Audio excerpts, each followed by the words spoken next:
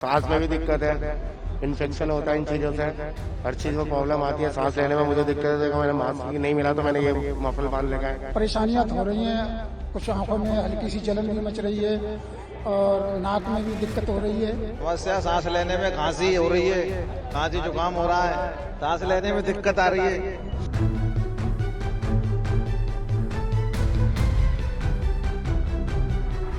Ethiopia के हेलीगब्बिन ज्वालामुखी के विस्फोट के बाद उठी राख का विशाल बादल 25,000 से 45,000 फीट की ऊंचाई पर भारत तक पहुंच गया, जिससे दिल्ली, राजस्थान और उत्तर भारत के बड़े हिस्सों में इसका असर दिखाई देने लगा। राजधानी दिल्ली के कई इलाकों में AQI 400 के पार पहुंच गया और जहरीला स्मॉग छा गया।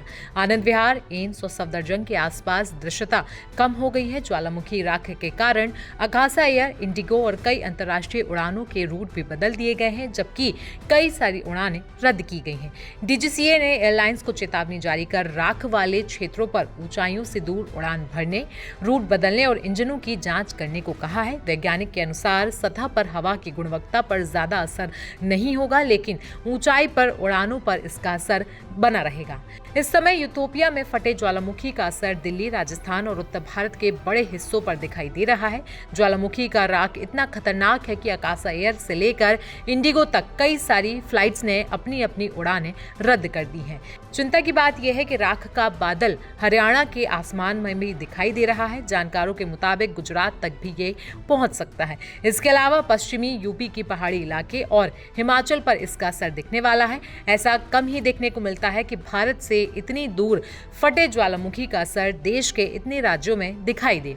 आपको बता दें कि दिल्ली में स्थिति ज्यादा खराब इसलिए मानी जा रही है क्योंकि राजधानी पिछले कई दिनों से भीषण प्रदूषण से पहले से ही जूझ रही थी। उस वजह से ही हवा पहले से ही यहाँ पर जहरीली बनी हुई थी। उस बीच इस राख के बादल ने स्थिति को और भी ज्यादा गंभीर बना दिया है। वैसे मौसम वैज्ञानिक लोगों को पैनिक ना करने की सलाह दे रहे हैं। उनके मुताबिक राख काफी ऊंचाई पर है, ऐसे में आम लोगों को ज्यादा समस्याओं का सामना नहीं करना पड़ेगा।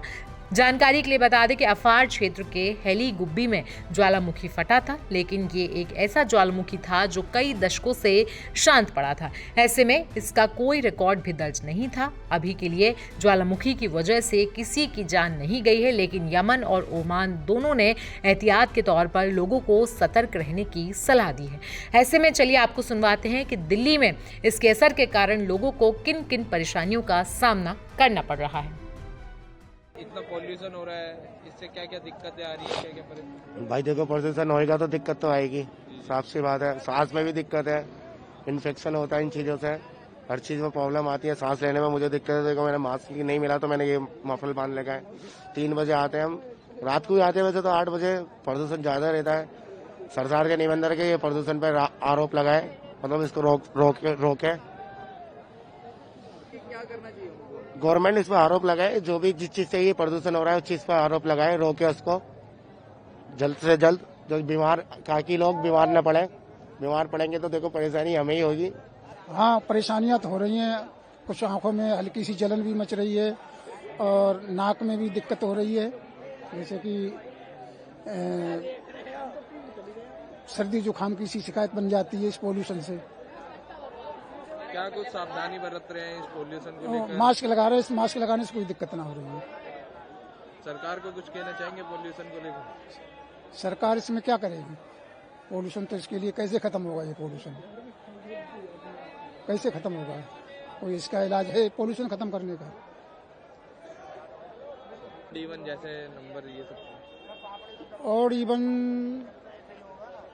से नहीं, अगर कुदरती ये चाहे बारिश हो जाए तो एक तो पोल्यूशन खत्म हो जाएगा। बारिश से ही खत्म होगा पोल्यूशन, और इवन से नहीं खत्म होता है। हम तो सारी रात ही मार्केट में रहते हैं, चलना ही फिरना लगा रहता है। तो जैसे हाँ, से आप लोग फेस कर पाते हैं? हाँ, तो उस समय से हम अपना मास्क लगा के रखते हैं। मास्क लगा के रखते हैं। और कोई दिक्कतें आ रही हो जो? ना, वैसे दिक्कत तो कोई नहीं आ रही है, ना खांसी है, ना बलगम है, और ना नाक से पानी बहता है, और ना आँख से पानी बहता है, ऐसी कोई दिक्कत नहीं है। सर आपका नाम? शब्बीर मलिक। सर आप सुबह सुबह मार्केट में आ जाते हैं, मार्केट में ये तो पॉल्यूशन होता है इतना, क्या कुछ परेशानी हो रही है उससे? पॉल्यूशन होता है, परेशानी तो होती है, काम भी तो करना पड़ेगा हल्का। परेशानी तो होती है। रात को आते हैं 12-1 बजे आते हैं मंडी, सुबह 10 बजे तक रहते हैं। क्या क्या समस्या आ रही है? समस्या सांस लेने में खांसी हो रही है, खांसी जुकाम हो रहा है, सांस लेने में दिक्कत आ रही है, और क्या है। कुछ कहना चाहेंगे इसको लेकर के? कुछ क्या क्या मैं सरकार को खुद देखना चाहिए, इतना प्रदूषण हो रहा है पूरी दिल्ली में, यहाँ से ज्यादा तो आगे हो रहे, यहाँ से भी ज्यादा है आनंद विहार की तरफ। इतना कचरा है, इसमें कीचड़ हो जाता है।